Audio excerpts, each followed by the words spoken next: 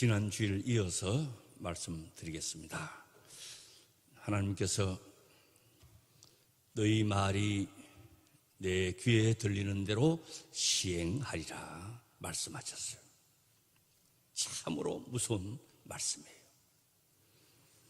사람은 하루도 말하지 않고 살아갈 수가 없어요. 그 말은 그 사람의 생각, 인격, 품은 뜻, 사상, 정신, 그것이 다 마음이 말로서 나타나게 되어 있어요. 착한 사람은 말하는 것도 착하게 말해요. 진실한 사람은 말도 진실하게 해요. 거짓된 사람은, 사기꾼은 진실되게 말한 것 같지만은 결국 그 열매로 알게 되어요. 열매를 먹는다 그랬어요. 겸손한 사람은 그 말에서도 겸손이 배어 있게 되어 있어요. 너그러운 사람은 말에도 너그러움이 있게 돼요. 사랑스러운 마음을 가진 사람은 그 말에도 사랑이 담겨져 있어요. 친절한 사람은 말에서도 친절이 나타나는 거죠. 생각이 거칠고 상스러운 사람은 그 말도 교양이 없고 상스럽게 나옵니다. 마음에 분노가 있고 마음에 미움이 있으면 그는 거친 말이 나올 수밖에 없어요. 고약한 성격의 소유자는 말도 고약하게 하는 거예요. 말도 밉상으로 해요. 이런 교회 지도자는요, 언제나 말을 덕스럽게 하고 사랑스러움으로 하고 다른 사람의 마음에 감동이 되는 말을 늘 해야 돼요. 제가 교회 목회를 하면서 보면 전부가 이 말 때문에 말로서 찬양하고 말로서 기도하는데 전부 말로서 상처 있고 말로서 시험 들고 말로서 아프게 하고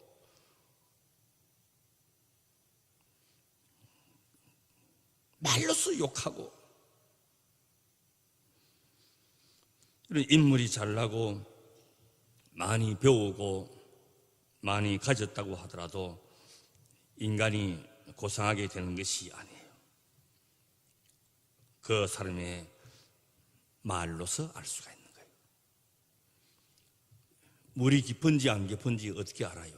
건너봐야 알아요. 사람의 마음을 어떻게 알아요? 겪어봐야 알아요. 하루 이틀 겪어봐서는 몰라요. 내가 봐서는요 10년 겪어도 잘 몰라요. 20년은 넘어야 조금 알 수가 있어요. 그래서 한 사람을 우리가 말할 때 그 말하는 것을 보고 평가할 수가 있는 것이죠. 그 사람의 인격과 성품이 말하는 데서 나타나는 것이죠. 말을 보면 그 사람의 속을 들여다볼 수가 있는 것이죠. 말을 들어보면 그 사람의 인격과 생각과 뜻을 알 수가 있어요. 이런 말에도 종류가 있답니다. 대화에도 이제 단계가 있는 거죠. 첫째는 입술의 언어. 마음의 감정이 담기지 않고 사랑이 담기지 않고 마음이 없이 말로만 하는 그 말. 엘리베이터 안에서 백화점 주차장에서 말을 하지만은 그냥 말만 하지 감정에 교감이 없는 말이에요. 그래서 인사치레로 지나가는 듯이 말하는 거예요. 그래서 우리가 기도하는 사람이나 찬양하는 사람이나 헌금 위원하는 사람이 입술의 언어가 되지 않도록 미리 늘 준비하고, 그 찬양도 왜 연습해요? 사랑과 정성을 담기 위해서. 이런 대표 기도하는 사람이 그냥 올라와서 합니까? 한 주간 내내 미리 준비하는 거예요. 안 그러면 입술의 열매가 될 수 있어요. 또 두 번째는 머리의 언어가 있습니다. 지식의 말, 정보를 전달하는 언어. 우리 가족 간에도 사무적인 거, 서로 아는 거, 다 이런 내용의 말이에요. 그 다음에는 가슴의 언어가 있어요. 느낌이 있고 이해가 있고 공감이 가는 말. 느낌은 생각 이전의 것이고 느낌은 윤리성은 없습니다. 근데 가슴이 전달될 수 있는, 사랑이 느껴지고 공감이 느껴지는 언어가 필요한 것이. 저 어떤 아이가 공부를 너무너무 잘 못하는데 시험만 치면 30점, 40점 받아오는 아이인데, 그런데 처음으로 산수 시험을 90점을 받았답니다. 얼마나 신난지 엄마 하고 뛰어오는데, 그리고 엄마가 시험지를 받아보고는 덥석 안아주면서 나도 이렇게 기쁜데 너는 얼마나 기쁘겠냐, 참 잘했다 잘했다. 50점 맨날 맞던 놈이 90점 맞았으니까 얼마나 좋겠어요. 그래 애도 기쁘고 자신감도 생기고 격려가 되었어요. 그럼 미련한 엄마는 이걸 받아놓고는 공감을 하지 못합니다. 딴에는 다 100점 맞았지? 이런 거예요. 오늘 산수시험 엄청 쉽게 나왔지? 애 귀를 꺾어버리는 거예요. 똑같은 엄마의 말이라도 애를 싸늘하게 만드는 말이 있고, 격려하고 자신감을 심어주고 용기를 주는 엄마의 말도 있는 것이. 또 네 번째는 혼의 언어가 있습니다. 사람을 변화시키고 사람을 치유시키는 생명의 언어. 입술을 통해서 말이 전달되지만 눈빛으로도 얼굴 낯으로도 손짓 발질로도 다 전달되죠. 어느 날 가슴에 꼭 안고 손으로 이렇게 쓰다듬어 주는 것에도 굉장한 언어가 전달되는 거예요. 몸으로 접촉하면서 예수님께서 어린아이들을 품에 안으시고 기도해 주셨다. 가라마다 현장에서 잡혀온 여인에게 모든 사람들이 다 째려보고 돌팔매질을 하려고 하죠. 예수님은 따뜻한 눈빛과 언어로 그 생명을 구원해 주셨어요. 많은 병자를 만날 때 예수님께서 치료해 주시고 안타까워해 주셨어요. 우리가 어떻게 하면 이런 혼이 담긴 말을 할 수가 있을까? 내가 한 말에 대해서 하나님이 들리는 대로 시행하리라 말씀하셨어요. 언젠가는 하나님 앞에 다 밝혀내야 될 때가 있는 것이. 이런 원상 회복이 힘든 거는 사발이 깨어지면 원상 회복이 힘들어요. 본드로 붙여도 그건 원상 회복이 안 돼요. 쏟아진 물은 다시 담을 수가 없어요. 내 입에서 나온 말은 원상 회복이 불가능한 거예요. 그래서 우리가 이 세상 살면서 매일매일 쏟아놓는 내 입에서 나가는 말에 대한 심판이 있는 것이. 그래서 우리는 언제나 부정적인 말과 부정적인 생각을 하지 않도록 훈련을 해야 되고, 긍정적이고 격려하고 칭찬하고 높여주고 존경하는 말을 하는 것을 습관처럼 돼야 되는, 그게 교회예요. 안 된다, 못한다, 뭐 지겹다, 죽겠다, 미치겠다, 이런 말은 사탄이 좋아하는 말이에요. 우리나라 정치권은 보면, 목사 입장에서 보면 정치는 그렇게 해야 되는지는 모르지만은 참 안타까워요. 박수 쳐주는 게 없어요. 다 반대. 전부 다 그래요. 뭐 그래야 정치가 되는지 모르겠어요. 가장 중요한 것은 말의 원천이 된 내 마음에 하나님의 말씀으로 채우는 거예요. 우리가 성경을 읽는 것도 그래요. 솔직히 읽어봐야 또 지나가면 몰라요. 목사 나도 모르는데 여러분들이 얼마나 잘 알겠어요? 몰라요. 그러나 나도 모르는 사이에 하나님의 말씀이 내 안에 담기는 것이, 필요할 때 성령께서 그 필요한 말씀이 생각나게 하신다 그랬어요. 어떤 일이나 사건이 생겼을 때 평소에 읽었던 말씀, 묵상했던 말씀이 생각나도록 하신다는 것. 우리의 말은 우리의 마음에 담아두었던 것이 그대로 내 입술을 통해서 나아가는 것이요. 누가복음 6장 45절에 선한 사람은 그 마음에 쌓은 선에서 선을 내고 악한 자는 그 쌓은 악에서 악을 내나니 이는 마음에 가득한 것을 입으로 말함이라 그랬어요. 내 혀에는 생명이 있습니다. 그래서 날마다 생명의 말, 건강한 말, 남을 살리는 말, 축복하는 말, 창조적인 말, 생산적인 말을 마음에 가득한 것이 밖으로 나오게 되죠. 내 안에 향기가 가득하면 향기가 나올 것이고, 내 안에 썩은 것이 가득하면 썩은 냄새가 날 것이고, 그런 거예요. 내 안에 있는 게 나오는 거예요. 인도의 유명한 간디가 하루는 길을 가고 있는데 어떤 노인이 길가에 앉아서 서럽게 울고 있는 거예요. 그래 간디가 손수건을 이렇게 꺼내가지고 노인의 눈물을 이렇게 닦아줍니다. 그러고 하는 말이, 나는 모든 사람의 눈물을 닦아주고 싶지만은 내 손이 모자랍니다. 그렇게 했어요. 이게 그러면 신문에 보도가 되었어요.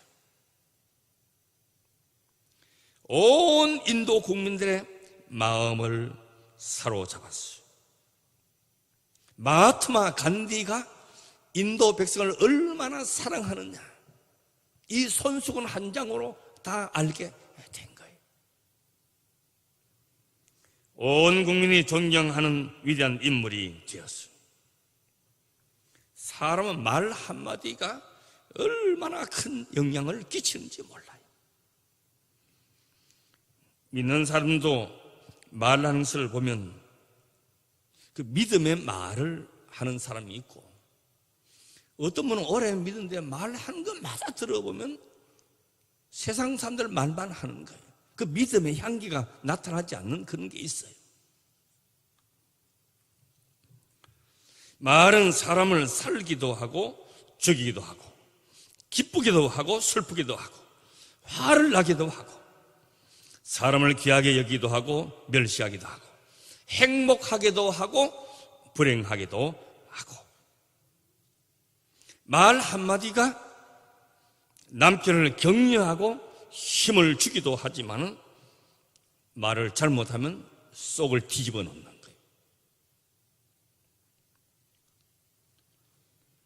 남편의 말 한마디가 아내의 피곤을 씻어주기도 하고 보람을 주기도 하지만은 잘못하면 평생의 가슴에 상처가 되는 경우도 있어요. 이런 상처는 모르는 사람한테 받는 게 아니에요. 가장 가까운 사람한테 상처를 받는 거예요. 그래서 아내의 마음들을 다 열어보면 속이 타가지고 새카맣답니다. 나도 오늘 저녁에 우리 이 사람 가슴을 한번 열어볼까 하는데 안 열려요. 안 열려요. 잠언 13장 3절에 입을 지키는 자는 그 생명을 보존하나 입술을 크게 벌리는 자에게는 멸망이 오느니라. 야고보서 3장에 보면 혀는 배의 키와 같아서 인생의 방향을 결정짓습니다.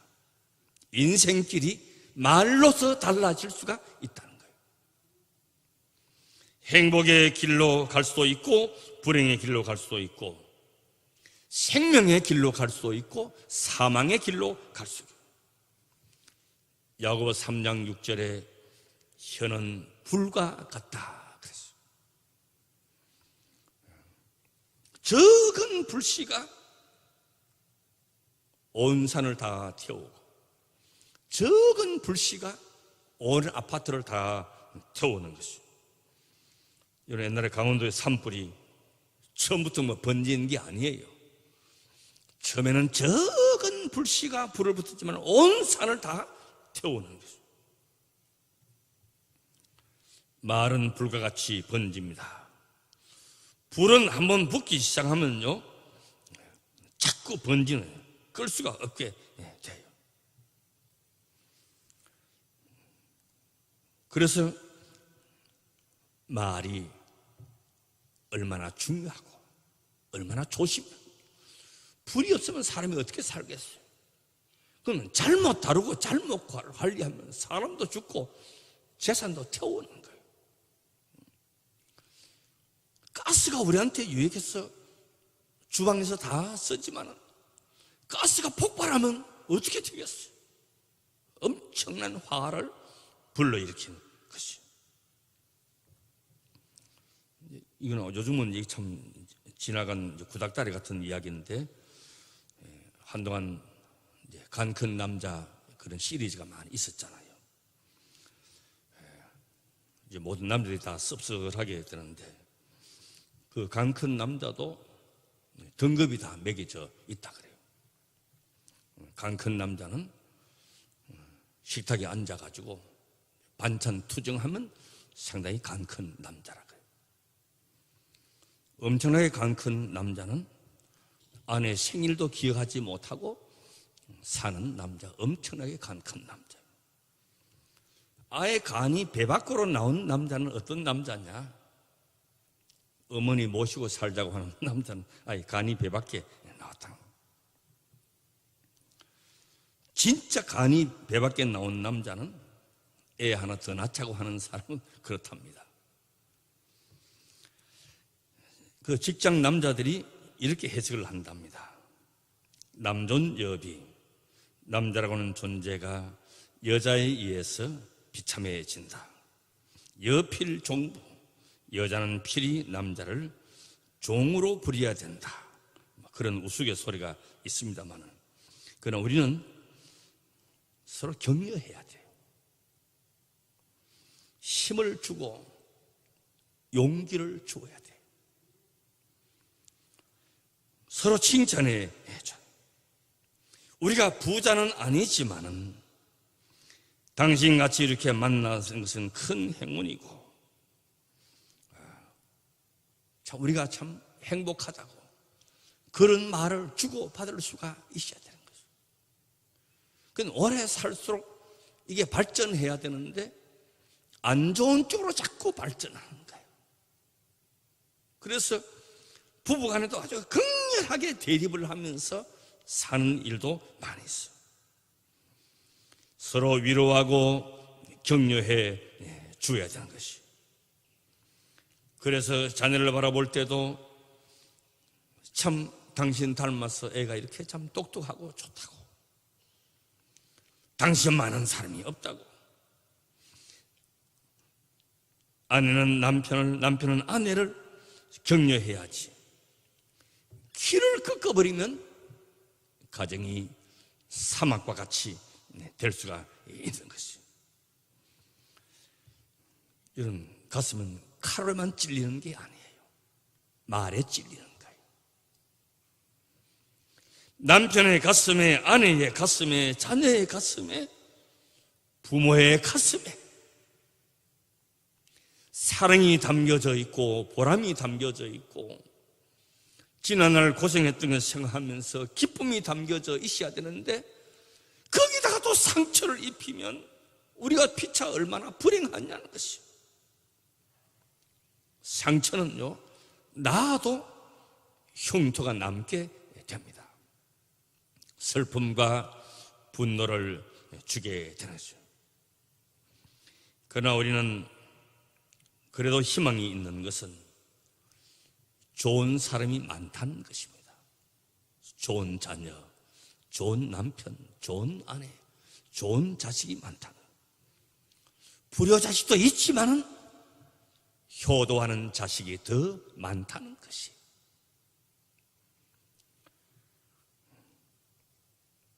신문이나 뉴스에 우리가 늘 민감한데 우리가 다 안다고 해결되는 것도 아니고 모른다고 해서 손해볼 것도 없어요.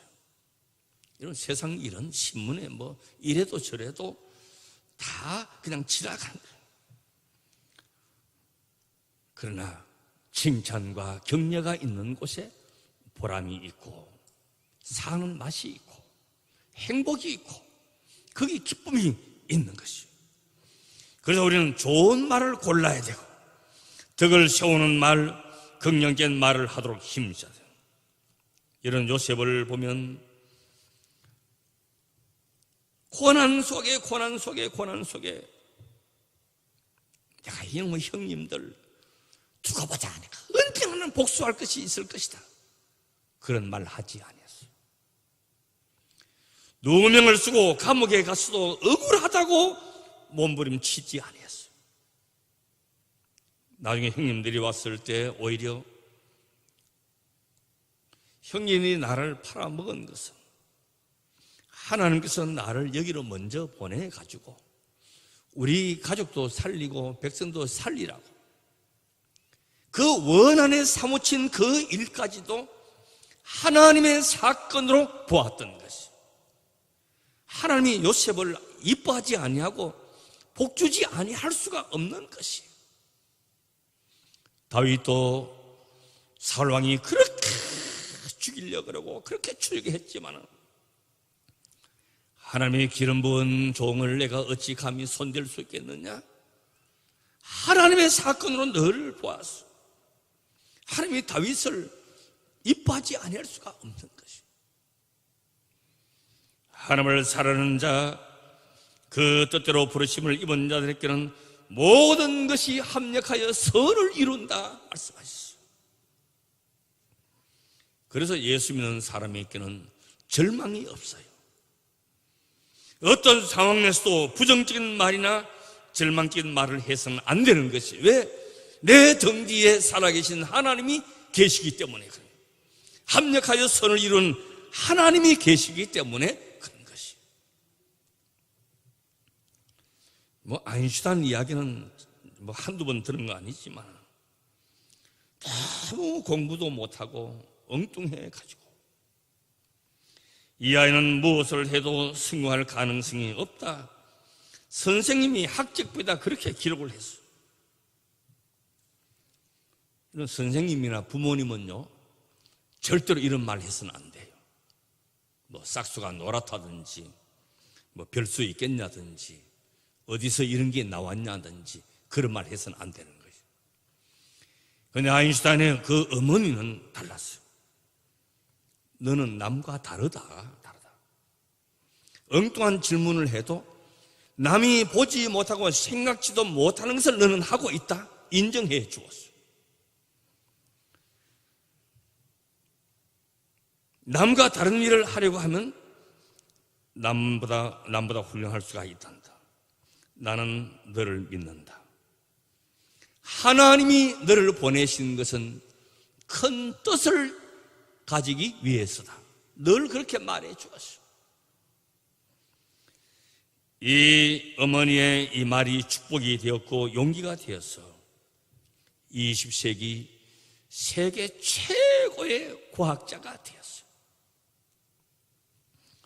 우리는 사랑에 담긴 말, 믿음에 담긴 말, 용기를 주는 말, 성령께서 주시는 은혜의 말을 늘 하시기를 바랍니다. 듣는 자가 은혜 받고 복 받는 말을 많이 해야 돼요.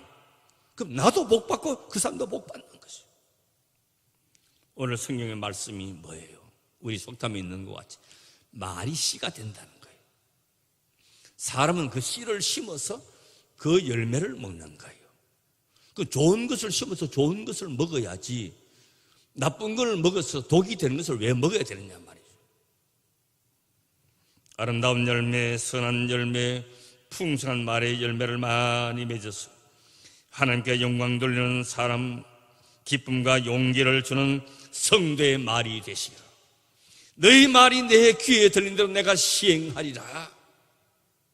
그러니까 잘된다, 복되다, 은혜롭다, 감사하다.